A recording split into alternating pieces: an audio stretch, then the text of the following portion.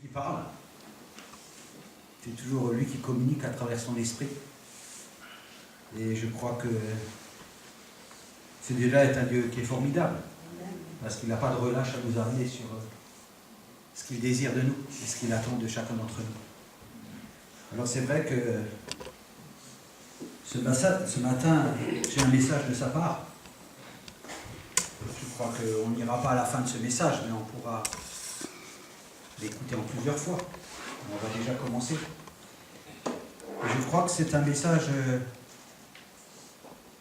que nous ne devrions pas prendre à la légère. Nous devrions être attentifs. Parce que souvent, nous regardons la télé, nous regardons les films, le cinéma, toutes choses. Mais je crois que quand c'est le moment de la parole de Dieu, il ne faut pas dormir. Il faut être attentif. Parce que quand Dieu parle, il parle de ton avenir. Alors oui, le Seigneur m'a donné une parole. Et elle est surprenante parce qu'elle est la suite de ce que notre pasteur nous a parlé dimanche dernier. Alors je ne sais pas si vous vous rappelez le thème de dimanche dernier. Ça c'est un thème, hein, je crois, qui est très important. Non, ce thème de l'excellence que notre pasteur a commencé, il a parlé d'un Timothée 4, versets 15 et 16. Est-ce que quelqu'un se rappelle de ce message? Est-ce qu'il y en a un qui peut dire qu'est-ce qu'il a été dit de ceux qui étaient là? Oui, du verset, du message. Il a parlé des dons. Il a dit que chacun avait reçu des dons. Que Dieu avait distribué des dons. Il ne fallait pas les négliger. Alors, je ne sais pas si tout le monde a pris conscience que Dieu a donné des dons. Je ne sais pas. Je ne voudrais pas poser la question ce matin. Mais j'aimerais commencer et remonter un peu plus haut pour commencer par le début. Parce que je crois que les gens et les chrétiens, je ne sais pas si ils savent ou ils se rappellent qu'est-ce qu'est leur vie de tous les jours. Nous avons des fois l'impression que ce monde, il travaille tous les jours. Bien entendu, il faut travailler. Ils se marient, ils meurent, ils mangent, ils boivent et ils ont des distractions. Et je crois que la première chose, c'est de savoir, et il nous en a parlé dimanche dernier, il n'est pas resté longtemps sur le sujet, mais il a abordé le sujet, c'est de dire, moi, ou toi, ou lui, qu'est-ce que Dieu attend de nous pour cette vie? Je vais juste commencer par le début parce que j'aimerais rentrer dans les détails. C'est pour ça que je ne vais pas aller loin, mais je vais essayer de rentrer dans les détails parce que j'aimerais que vous puissiez saisir. Saisir. Parce que quand on ne saisit pas ces choses-là, tout le reste devient inutile. Exactement. Il devient vain. Ça veut dire que si vous n'arrivez pas à saisir cette parole, toute votre vie peut être un échec. Or, il faut bien saisir. Où est Dieu? Qu'est-ce que fait Dieu? Qu'est-ce que veut Dieu? Et comment Dieu agit à travers chacun d'entre nous? Parce que quoi que vous avez besoin de travailler, et on peut le comprendre, quoi que vous ayez besoin de manger, Dieu a donné à chacun d'entre nous un travail. Il n'en a pas oublié un seul. Vous ne pouvez pas ce matin dire « Moi, je ne fais pas partie du lot ». Non. Si nous prenons Matthieu 25, je crois que c'est le premier verset que Camille va nous mettre, hein, je ne le connais peut-être pas par cœur, mais on va regarder. Hein. C'était Matthieu 25, verset 15. Je vais prendre pas le 15, mais j'aimerais prendre plutôt le verset 24. Je ne veux pas être trop long dans la parabole. La parabole, c'est un roi là qui donne des talents. Il distribue des talents. Hein. Il en donne à un 5, il en donne à un 4, il en donne à un 3, 2 et 1. Ce qui symbolise simplement qu'il donne à chacun quelque chose à faire. Exactement. Le talent représente un travail. Il a un travail. Celui qui a la capacité d'avoir 5 dons recevra 5 dons. Celui qui en a 4, il en a 4, d'autres 3, d'autres 2, 2. Dieu va distribuer comme bon lui semble les talents qu'il a. Bien entendu, si tu reçois un talent, il y en a qui sont allés faire quoi? Ils avaient 5 talents, ils en ont fait 10. Ils ont fait produire. Je m'arrête une minute là-dessus. Il ne faut pas oublier une chose, c'est que Dieu produit toujours quelque chose. Amen, amen. On s'arrête là. Dieu ne peut que produire quelque chose. Or, Dieu ne produit que la vie. Amen. Il ne peut pas produire autre chose que la vie. Quand Dieu fait quelque chose, il produit. Et ce qu'il produit donne la vie. Ça apporte la vie. Ça n'apporte pas le malheur. Ça n'apporte pas autre chose que la vie. Donc là, nous sommes dans une image que Dieu veut nous révéler en disant, voilà, j'en ai donné 5, 4, 3, 2, 1. Et nous voyons que là, il y en a un qui a eu peur. Un qui n'a pas eu confiance. Un qui s'est laissé emmener sur une mauvaise voie parce qu'il a pris son talent. Qu'est-ce qu'il a fait? Il est allé le cacher. Ça, c'est l'image de notre société d'aujourd'hui. C'est l'image de cette société qui vit ne sachant pas qu'ils ont reçu un talent qui doit être mis au service de qui? Qui doit être mis au service des autres. Parce que je vais vous rappeler une petite histoire, c'est que Jésus-Christ, venant sur terre, est mort pour les autres. Parce que la mort de Jésus a produit la vie et votre vie à vous. Amen, amen. Votre vie. Or, ce talent-là qu'il avait reçu, cet homme-là l'avait caché. Or, ce talent devait produire une vie. Il devrait produire quelque chose. Or, vous-même qui avez obtenu un talent, devrez produire quelque chose. Or, si ce matin, vous n'avez aucune conscience de votre talent, de votre don, comment pouvez-vous produire quelque chose?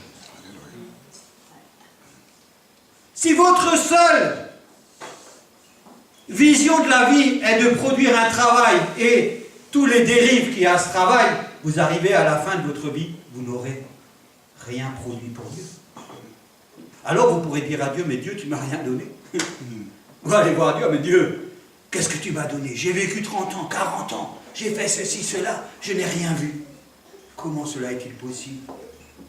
Comment est-il possible que Dieu donne un don à quelqu'un et qu'il ne lui révèle pas ce qu'il a à faire avec ce don? Ah, peut-être vous direz, mon pasteur, il l'a loupé, il ne me l'a pas dit. Ou peut-être celui-ci ne me l'a pas dit. Ou alors j'étais peut-être pas au bon réunion, ou au bon endroit. Et c'est là qu'on va comprendre que Dieu est Dieu. Parce que Dieu se révèle à travers son esprit. À travers son esprit. Donc là, nous voyons une chose qui doit être absolument certaine pour vous ce matin. C'est que si vous avez accepté Jésus-Christ dans votre vie, que vous avez vécu la croix, vous savez ce que c'est vivre la croix? C'est quoi vivre la croix pour vous? Je descends un tout petit peu pour que vous puissiez saisir ce que je vais dire tout à l'heure. Qu'est-ce que signifie donc la croix pour vous? Jésus-Christ. Et quoi encore? Qu'est-ce que donc signifie la croix? Qu'est-ce que Jésus a fait sur la croix? Il est mort. Il y a un verbe qu'on dit, il s'est dépouillé. Quand il est allé sur la croix, il a tout abandonné. Est-ce que vous connaissez peut-être quelle était la stature de Jésus avant la croix quand il était au ciel? Parfait. Vous pouvez vous comprendre où il était? Jésus-Christ était dans la gloire de son Père. Il était dans un monde de perfection. Il est descendu dans la misère du monde par amour pour nous tous. Et il s'est dépouillé. Il a tout donné pour toi, pour toi, pour toi. Il a tout donné. Et il est mort. Et parce qu'il est mort, il est revenu à la vie. Or, pour utiliser ton don, il faut une chose que tu comprennes. Si tu ne meurs pas, tu ne peux pas utiliser le don de Dieu. Et voilà.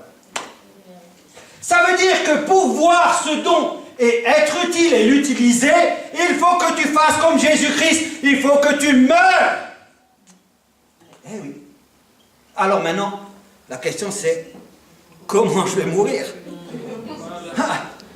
Parce que mourir, je peux lever la main et dire, hey, moi je suis mort. Mais qu'est-ce que ça veut dire mourir? Peut-être pour toi ça veut dire une chose, mais peut-être pour toi ça veut dire une autre chose. Peut-être pour chacun de nous, mourir, ça veut dire autre chose. Alors il y en a qui diront, ah, mais mourir, c'est laisser les choses qui t'attirent de ce monde de côté. Disons que c'est le début du chemin. Quand vous êtes mort, qu'est-ce que vous avez? Vous n'avez rien. On n'a plus rien. Hein. Vous n'avez rien. Quand vous êtes mort, ça veut dire que vous avez considéré que tout ce qui était devant vous, autour de vous, au-dessus de vous, en dessous de vous, ne représentait rien. Rien.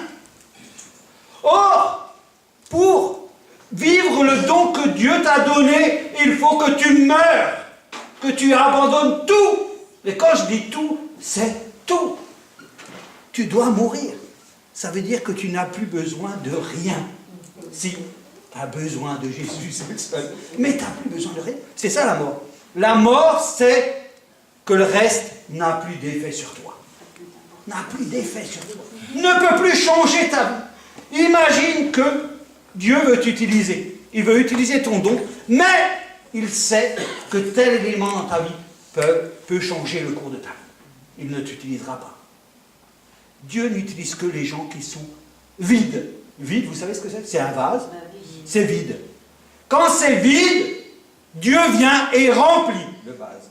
Mais tant qu'il y a quelque chose dans ce vase, l'Esprit de Dieu ne descend pas. Si vous croyez que l'Esprit de Dieu descend, on vous a mal informé. Vous connaissez tous la parole de Dieu. Nul ne peut servir deux maîtres. Qu'est-ce que ça signifie pour vous? Peut-être l'avez-vous trop entendu. Et vous l'avez tellement entendu que maintenant, ça ne représente plus rien. Mais Dieu dit, tu ne peux pas servir deux maîtres. Tu ne peux pas. Il ne dit pas, oh, tu peux un petit peu le servir. Ou de temps en temps, tu peux le servir. Non, il dit, tu ne peux pas servir deux maîtres. Le résultat de ton appartenance à deux maîtres est mauvaise. Elle ne va pas dans la réussite. Elle ne va pas dans la vie. Or, ça c'est une chose qu'il faut bien comprendre. Alors la première question à poser ce matin, il y en a qui vont à la croix, vous savez. Il y en a qui vont à la croix. Ils vont à la croix et après ils repartent. Moi je proposerais autre chose. Je proposerais que tu achètes une tente et que tu mettes la tente au pied de la croix. Comme ça tu es toujours au bon endroit. Et que tu restes planté à la croix. Parce que ta vie, elle est là. Elle n'est que là. Il faut que cette croix, peut-être les gens n'ont pas compris, il faut que cette croix, elle soit toujours avec toi. Parce que c'est cette croix qui te donne ton niveau, où tu es. Et quand cette croix, elle est plantée dans ton cœur, tu peux juste commencer à être utile à Dieu. Et je n'ai pas dit que Dieu va t'utiliser. J'ai juste dit que tu réunis les conditions pour que Dieu, dans sa grâce, dans son amour, dans sa grande patience, puisse peut-être t'utiliser. J'ai pris beaucoup de précautions. J'ai pris beaucoup de précautions parce que Dieu est grand. Parce que Dieu fait ce qu'il veut. Il ne rend compte à personne ce Dieu-là. Ça, c'est le mauvais côté de Dieu. Hein. Alors si je rajoute Dieu est amour, c'est mieux. Ça facilite les choses. Mais Dieu est amour. Néanmoins, quoi qu'il est amour et qu'il a tout fait par amour, il reste Dieu. Et il fait ce qu'il veut. Donc, comprenez-moi bien, c'est que nous qui sommes chrétiens, avons reçu chacun d'entre nous un ou plusieurs dons, qui ces dons-là sont au service des autres. des autres, pas à mon service. Pas pour faire fructifier mon argent ou je ne sais trop quoi. Non, non, le don que Dieu m'a donné, c'est pour que je le mette en œuvre pour les autres. Parce que ma vie, une fois qu'elle a passé par la croix, devient une vie pour les autres. Et si ta vie aujourd'hui, elle n'est pas pour les autres, il faut que tu t'arrêtes de marcher et que tu reconsidères la situation. Il faut que tu reconsidères la situation. C'est très important ce que je viens de vous expliquer. C'est un chemin. Si tu n'es pas mort à la croix, tu as l'impression, vous savez, dans Exode 30, 33, on ne va pas le prendre, je vais vous le dire. Dieu parle de l'huile sainte. Il dit, cette huile sainte, elle ne peut en aucun cas être mise sur le corps. Ça veut dire qu'elle ne peut pas être mise sur la chair. Elle ne peut pas être mise sur tout ce qui appartient à la chair. Vous savez, quand vous êtes à la croix, vous avez abandonné peut-être les gens. Je vais expliquer encore mieux. Je vais expliquer un peu. Parce qu'on a l'impression qu'à la croix, on a abandonné les choses du monde. Alors je pourrais faire une liste des choses du monde. Hein. Vous les connaissez aussi bien. Je ne vais pas faire la liste des choses.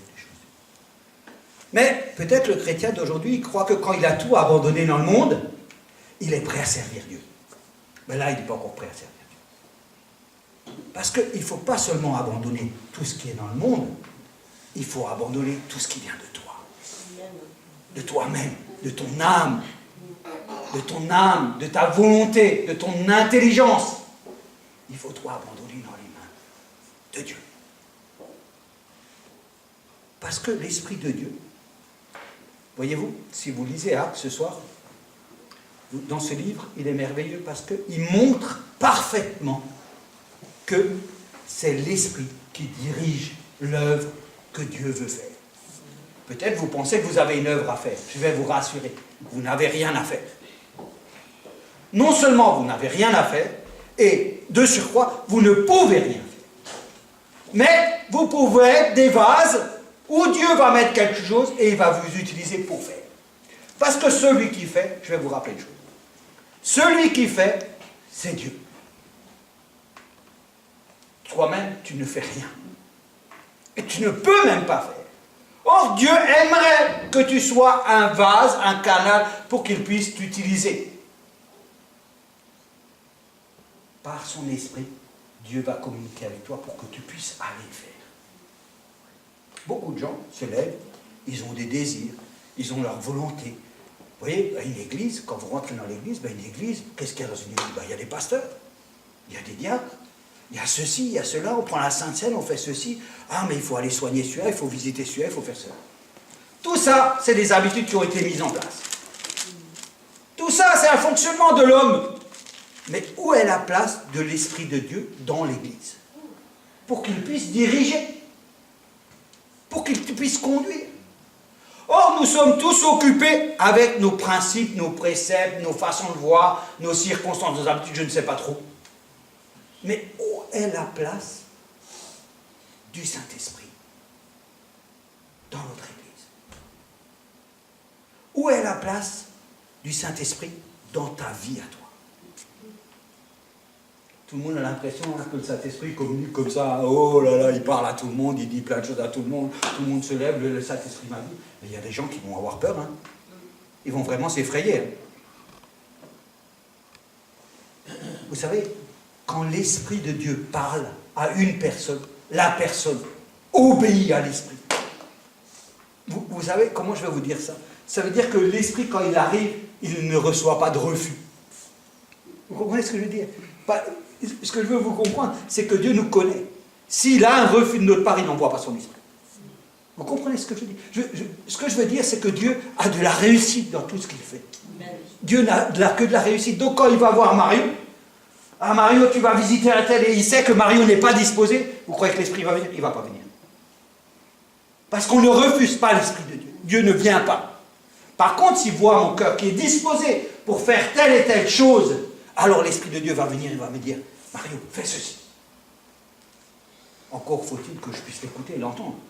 et ne pas mélanger l'Esprit de Dieu à ma propre volonté, ou à mes propres désirs, ou à ma propre je ne sais que quoi. Hein. Donc, voyez-vous que ça peut paraître comme ça compliqué à prime abord, mais ce n'est pas compliqué du tout, parce qu'avant ça, il faut voir où est notre relation avec Dieu. Qu'est-ce qui fait que notre vie change, qu'elle est transformée et que l'Esprit puisse venir travailler? Parce que le but, quand même, de Dieu, c'est quand même de travailler avec chacun d'entre nous. C'est comme s'il nous a bien donné un don, c'est bien pour que nous n'ayons pas d'échec, mais que nous ayons de la réussite. Parce qu'il faut vous dire une seule chose, et une chose qui est vraie, c'est que quand Dieu entreprend, il a toujours de la réussite. Celui qui suit Dieu parfaitement n'a jamais d'échec. Jamais. Enfin, je sais que les gens, ils n'aiment pas. Ils n'aiment pas quand on dit jamais. Mais moi, je vous assure qu'il n'y a jamais d'échec avec Dieu. Amen. Après, les hommes peuvent voir, ah, il y a eu ça, ça c'est un échec. Non, non, ça c'est pas un échec. C'est un échec peut-être pour toi, mais pas pour Dieu. Parce que Dieu est le créateur de toutes choses. Il est le commencement et la fin. Et rien ne surprend Dieu. Rien ne surprend Dieu. Personne dit à Dieu, ah, fais ceci, fais cela. Non, non. Dieu est l'auteur de tout, absolument tout. Alléluia. Toujours. Donc, est-ce que vous avez compris? Est-ce que ça a été clair? Sa parole s'accomplit de toute façon. Sa parole s'accomplit toujours. Elle s'accomplit. Toujours. Personne ne peut arrêter la parole de Dieu. Dieu dit, quand ma parole sort de ma bouche, elle fait le tour, elle revient à moi quand elle a accompli ma volonté. Pas la volonté de l'homme, pas la volonté des circonstances, pas le temps ou la terre ou la lune, je ne sais pas quoi. Quand elle a accompli sa propre volonté, la parole revient. Donc ça veut dire que Dieu est derrière toutes ses paroles et il a un seul objectif, que sa parole, il veille à ce qu'elle accomplisse. Amen, amen. On a l'impression que Dieu c'est comme ça. Je ne sais pas si le chrétien il a bien compris qui il est. Vous savez, quand Jésus est mort pour toi, Jésus c'est Dieu. Il a donné sa vie pour toi. Toi qui n'es rien. Toi qui, la parole quand elle parle de nous, elle dit l'homme est comme l'herbe des champs. Elle fleurit le matin, le vent souffle et elle disparaît. Ben, il est venu mourir pour toi. C'est quelque chose d'énorme que Jésus est mort pour toi. Or, nous ne pouvons que suivre Jésus si nous mourrons. Il faut que nous mourions. Au monde, première chose. Et à nous-mêmes, deuxième chose. Pour que nous soyons prêts à faire une seule, si ce n'est qu'une seule bonne œuvre, dirigée par le Saint-Esprit. Donc, ça c'est quelque chose que vous devez comprendre. Alors, c'est dans ces conditions que nous pouvons être utiles à Dieu. Et c'est quand nous sommes dans ces conditions que l'Esprit de Dieu vient nous parler. Je vais séparer deux choses. Il y a l'Esprit de Dieu qui vient et qui fait quoi? L'Esprit de Dieu, on en a parlé. Il vient, il convainc de Péché, de justice. Péché, justice et de vérité. Tout le monde connaît, hein, et de jugement. Ça on connaît. C'est l'action de Saint-Esprit qui arrive, et qu'il arrive chez qui? Ben, il arrive chez tout le monde. Chez le non-chrétien, il arrive, il vient le convaincre qu'il est pécheur. Il vient lui dire, toi tu es un pécheur, mais il est en train de le convaincre que quelqu'un a pris sa place. Alors qu'il devait mourir, Jésus a pris sa place. Hein? Il est en train de le convaincre de tout ça. Mais quand il l'a convaincu, ça ne veut pas dire que l'Esprit est là. On avait vu hein, que l'Esprit peut être dedans, il peut être dessus, il peut être à côté. Il peut être à 3 ans. Là, je vous parle du chrétien qui veut servir Dieu et qui ne peut... Alors, pour servir Dieu, on a un don. D'accord? Mais on ne peut pas servir Dieu sans qu'il y ait une action de l'Esprit de Dieu. On ne peut pas. Ça veut dire que tout ce qui est au service de Dieu, sans l'assistance de l'Esprit, est voué à son échec. Et, je dirais plus, est voué à mourir. Parce que c'est seulement dans l'Esprit qu'il y a la vie. Or, si nous le faisons par nous-mêmes, ça veut dire que c'est la chair qui le fait, et la chair amène à la mort. Amène à la mort. Donc vous avez déjà compris quelque chose. Donc, on ne peut pas prétendre de n'importe quelle manière, et de quelle manière que ce soit, dire l'Esprit de Dieu m'a dit, c'est Dieu. Il faut faire très attention quand on parle de la part de Dieu. Donc, nous, qui avons maintenant compris que nous avons reçu un don, que ce don... Alors, il y a des gens qui reçoivent des dons. Il y a des gens qui reçoivent rien du tout, des dons, ou je ne sais pas quoi. Mais ils font une vie avec le Seigneur. Ils arrivent, ils disent, ah ben moi je suis pasteur, alors je ferai pasteur. Et je suis évangéliste, je fais évangéliste. Je vais faire ça, je vais faire ça. Vous savez, si Dieu vous a donné un don, c'est pour que vous fassiez déjà le don qu'il vous a donné. Vous savez, dans un don, j'aime beaucoup Marie, hein, je dirais pourquoi un petit angle. Dans le don, il y a le don. Dans le don, il y a un début et une fin. Il faut savoir s'arrêter. Il y a des gens qui ne savent pas s'arrêter. Il y a des gens qui font n'importe quoi avec Dieu. Ils travaillent 20 heures par jour à l'œuvre de Dieu. Sûrement, ils en travaillent 20 avec la chair. Vous savez, plus vous travaillez longtemps, hein, plus vous vous épuisez. Vous savez, un chrétien, il ne s'épuise jamais à servir Dieu. Jamais. Quand vous voyez un mec épuisé, il dit, ah, moi je suis épuisé parce que je sers Dieu. Il a un problème de relation avec Dieu. Parce qu'avec Dieu, on ne s'épuise jamais. Jamais. Mais avec la chair, quand on fait avec la chair, alors là, on s'épuise très très vite. On se fatigue très très vite. Et on voit qu'on n'a pas de portée. On n'a pas d'action. Si maintenant vous devriez définir votre église, est-ce que vous pouvez dire ce matin que vous êtes dans une église puissante? Est-ce qu'on peut dire qu'on est dans une église puissante?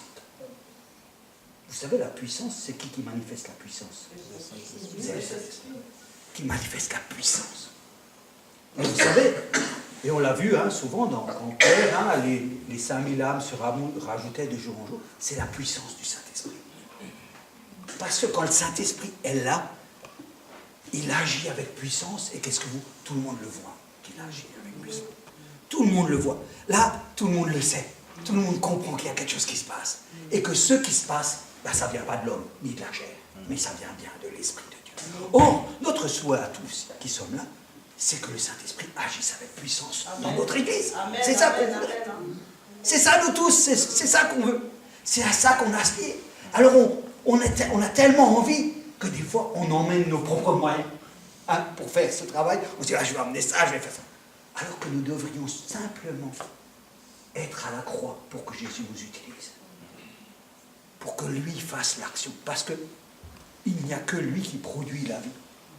Personne d'autre ne produit la vie. Or, nous devrions nous remettre en question. Comment nous devrions nous présenter devant Dieu afin que Dieu puisse manifester cette vie en abondance et avec puissance dans la vie d'aujourd'hui? Il y a plusieurs personnes ici qui pourraient parler de cette vie aujourd'hui qui passe. La grand-mère de Sébastien est décédée cette semaine, ou peut-être il dira un mot. Je prends un exemple. Je prends 2 exemples, je voudrais, qui m'ont touché cette semaine. Cette dame, elle est décédée et on est allé à son enterrement hier. Et alors, cette dame avait 93 ans. Donc elle était très âgée. Et Sylvana et moi, nous étions assis dans la salle, là, pendant qu'on buvait le verre de l'amitié, je vais dire ça comme ça. Et on a fait un constat, on a dit, regarde tous ces gens-là. Ils sont allés à un enterrement. L'enterrement, c'est la fin de la vie. C'est la fin de la grâce. Quand vous allez mourir, c'est la fin de la grâce. Or, on s'est dit, tiens, c'est comme c'est marqué dans la Bible. Les gens mangeaient, buvaient, se mariaient, tout ça. Vous savez? Et ces gens-là étaient là, pour certaines personnes, des très âgés. Et que je comprends. Quand je les voyais, j'ai compris qu'ils ne connaissaient pas le Seigneur.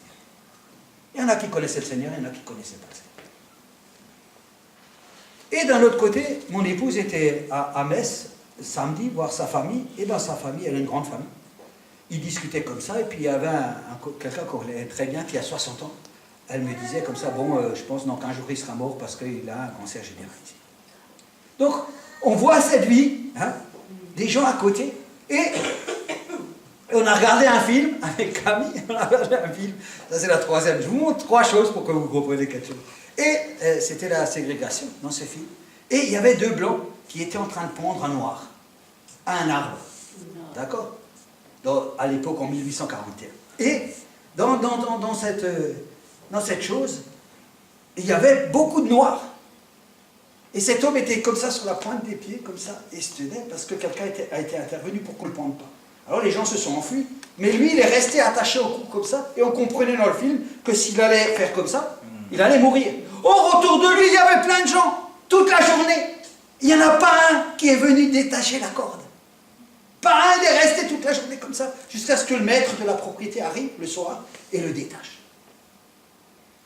Je voulais vous montrer par là que dans toutes les circonstances de cette vie qui est autour de nous, que nous observons tous les jours, il y a un grand mal. C'est que nous, chrétiens, nous voyons ça et nous n'intervenons pas. Parce que nous ne sommes pas remplis de la puissance de l'Esprit de Dieu. C'est un grand mal qui nous touche, nous, parce qu'eux ne sont pas coupables. Mais nous, qui connaissons la vérité, nous sommes coupables. Parce que nous ne faisons rien pour eux.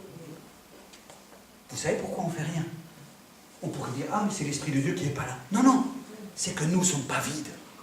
Nous ne sommes pas vides. Nous ne sommes pas prêts à l'emploi. Et parce que nous ne sommes pas prêts à l'emploi, les gens meurent. À côté, à droite. Et vous savez, c'est tellement triste, parce que c'est devenu normal. Tout est devenu normal. Des gens qui meurent à droite, des gens qui meurent à gauche, des gens qui font ceci. On ne voit plus rien.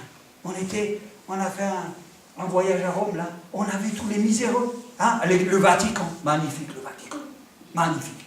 Splendide. Mais si vous voyez la misère qu'il y a autour du Vatican, vous allez comprendre qu'est-ce qu'est l'Église catholique. Mais tous ces gens-là, ils ne peuvent plus marcher. Ils sont handicapés. Et ils traînent tous par terre. Vous savez quoi? Les gens dorment sur des cartons. On passe à côté comme ça. Comme s'ils dormaient sur un lit. Oh, magnifique. Donc, et ce monde-là, qui est là devant nous, tous les jours, que nous voyons dans notre travail, que nous voyons à la télé, que nous voyons partout, il n'a même plus aucun effet sur nous. Qui sommes les croyants? Nous sommes les serviteurs de Dieu. Alors peut-être nous sommes au service de nous-mêmes. Je ne sais pas. Je me demande si des fois on n'est pas au service de nous-mêmes. Or, nous ne devons pas être au service de nous-mêmes.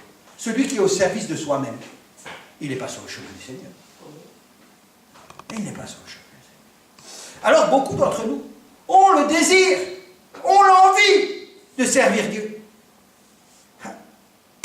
Mais la parole dit, et vous l'avez connu, mon peuple meurt par manque de connaissance. Or, la connaissance, vous l'avez ce matin. Ça veut dire que ce matin, vous avez cette possibilité. Parce que le pasteur a pris, il a dit, ce matin, on ne veut pas entendre un homme, mais on aimerait entendre l'Esprit de Dieu. Et moi, je peux vous dire que vous entendez l'Esprit de Dieu. Vous n'entendez pas Mario Zanotan. Vous entendez l'Esprit de Dieu qui parle. Parce qu'il est là pour nous réveiller de nos endormissements, de nos bobos, de nos soucis, de nos maladies, de nos logements, de notre argent, de toutes ces choses-là qui ne font que polluer la vie du chrétien jour après jour. Alors le Seigneur va dire, mais quand? Quand? Jusqu'à quand? Hein? On pourrait interpréter la parole de Dieu des fois, on pourrait prendre des passages et les mettre. Mais jusqu'à quand, bande d'incrédules, je devrais être avec vous? Jusqu'à quand? Alors, est-ce que l'Église de l'unité par la foi va se lever? Est-ce qu'elle va se lever avec sa propre force? Ou peut-être elle va s'agenouiller en disant, ah, Seigneur, nous avons besoin de toi. Parce que sans toi, rien ne se fera. Hein? Moi, je crois que je n'ai pas commencé mon message de ce matin. Mais c'est pas grave. C'est pas grave. L'important, c'est que Dieu dispose de notre temps comme il le veut. Parce que c'est lui le maître en toutes circonstances. Mais je voudrais terminer cette parole parce que j'aimerais, on fixe l'heure et j'aime être attentif à l'heure pour qu'on puisse un peu partager après. Mais je crois que c'est important. Les chrétiens vont trop vite dans leur vie de chrétien. Prenez votre temps, mais laissez l'Esprit de Dieu agir. Ne courez pas n'importe où parce que ça ne sert à rien. Mais si un jour vous devez courir, vous devez avoir l'assurance que vous courez parce que le Saint-Esprit vous l'a dit. C'est ça qui est important dans la vie. Dans la vie, c'est pas de tout faire. C'est pas d'être partout. C'est pas d'être le meilleur. C'est pas d'être le plus grand. C'est d'être attentif. Quand le Saint-Esprit te dit top, vas-y. Vous devez comprendre Dieu. Dieu, c'est pas un esclavagiste. Dieu, c'est un Dieu qui est bon, qui t'aime. qui prend le temps avec toi, qui t'explique si tu ne comprends pas, qui t'assiste, qui te donne la force de le faire, qui t'encourage. C'est quelqu'un qui est merveilleux, ce Dieu-là. Mais il faut avoir choisi. Beaucoup de chrétiens n'ont pas choisi. Vous savez, quand il dit dans Deutéronome 30, verset 33, il parle de cette huile. Il dit, attention à celui qui reproduit cette huile. Il sera retranché de mon peuple.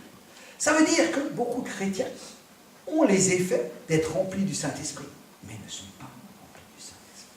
C'est pour ça que la Bible nous rend attentifs.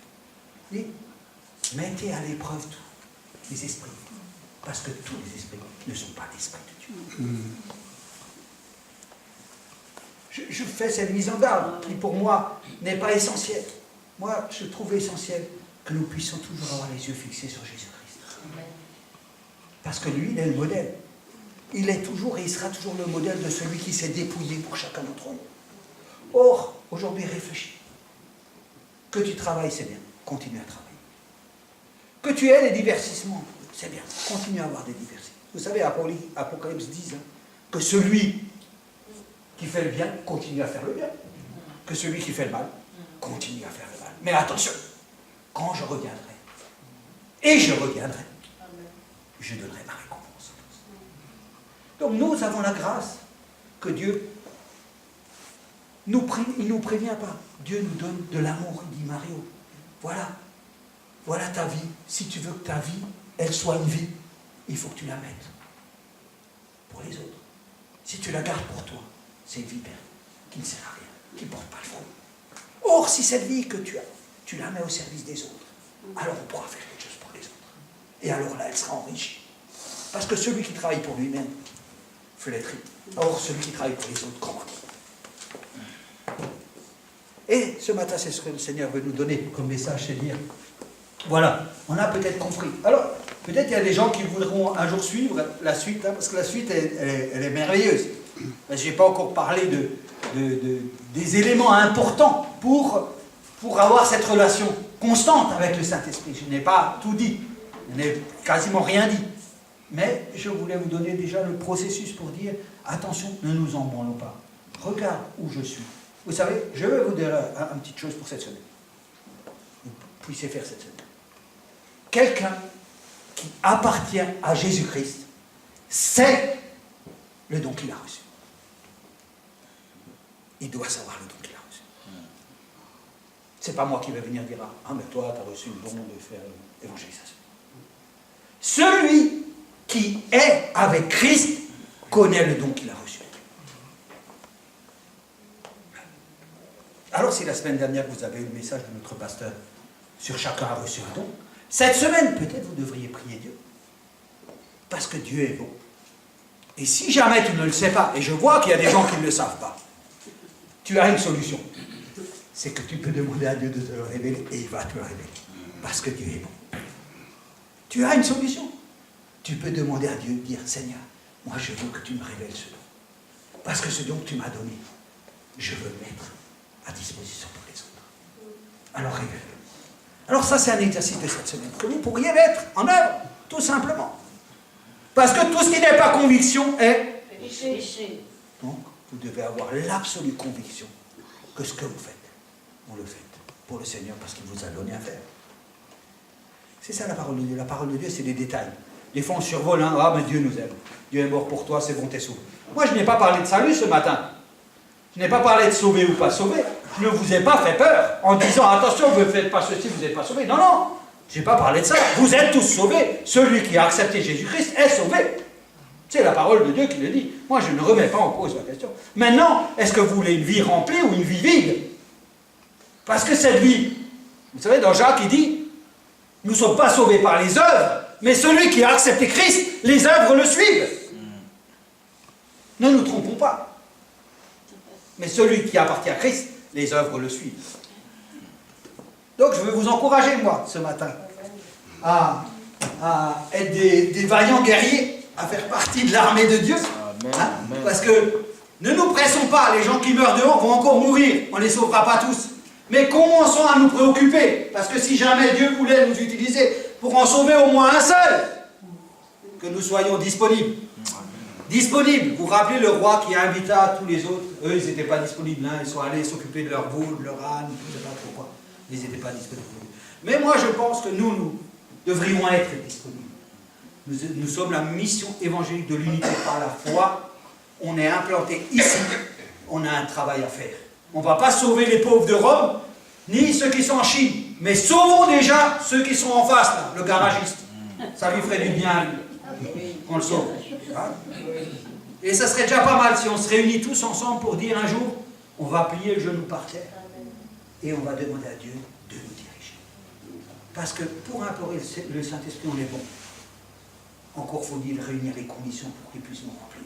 Déverser tout ce qu'il a, afin que nous puissions déverser aux autres. Alors je vous encourage pour cette semaine. Ah, on m'a mis un petit papier. Je vous encourage pour cette semaine vraiment à vous rapprocher du Seigneur, parce que le Seigneur peut tout faire pour chacun d'entre nous. Nous n'avons pas besoin du pasteur, nous n'avons pas besoin. Ceux qui ont besoin d'avoir le pasteur, ils peuvent toujours appeler le pasteur. Mais sachez que Dieu est Dieu, hein, il est plus grand que le pasteur. Et nous avons une ligne directe avec Dieu. Hein. Il peut intervenir à n'importe quel moment. Alors je vous encourage vraiment à approfondir. Si maintenant vous voulez qu'on fasse une étude particulière là-dessus, vous viendrez me voir. Et on pourra organiser une étude approfondie du début jusqu'à la fin pour bien comprendre comment on marche dans le Saint-Esprit. Amen. Alors, j'ai reçu un petit bout de papier, il y a des nouveaux venus. Est-ce qu'il y a des nouveaux venus? Levez-vous. Vous vous appelez comment? Laurence. Laurence. Alors, qu'est-ce qui vous venez chez nous? Vous appartenez à une église? Oui, j'appartiens à l'église Paris Saint-Chrétien à Paris-la-Courneuve. Ah ouais, d'accord, ok. Et je suis venue en vacances D'accord. pour rencontrer mon nouveau fiancé. Ah, ça c'est une bonne nouvelle. Voilà. Ah, c'est bien, Pour bah, alors une nouvelle vie, félicitations alors, c'est bien. Bah, alors que le Seigneur vous bénisse. Hein. Alors pendant vos vacances, vous pouvez rester avec nous, vous êtes la bienvenue. Hein. Et que vraiment le Seigneur vous accompagne dans votre chemin. Amen. merci. Amen, amen. Est-ce qu'il y a quelqu'un d'autre de nouveau? Ah non, c'est tous des habitués. Non, il y a la maman de Sabrina. Ah, la maman de Sabrina, voilà. Enchantée, madame. Alors, vous appelez comment? Moi, je m'appelle Brigitte. Brigitte. Voilà. J'ai fréquenté l'église de la Constillée. Voilà, c'est ça. J'avais entendu un peu parler. Voilà. Ben, soyez la bienvenue avec nous ce matin et que le Seigneur vous bénisse. Voilà. Donc, voilà. Donc, je veux simplement vous rappeler que Dieu est bon. Amen. Il est vivant. Et je voudrais qu'ils se lèvent tous. Applaudissez, applaudissez de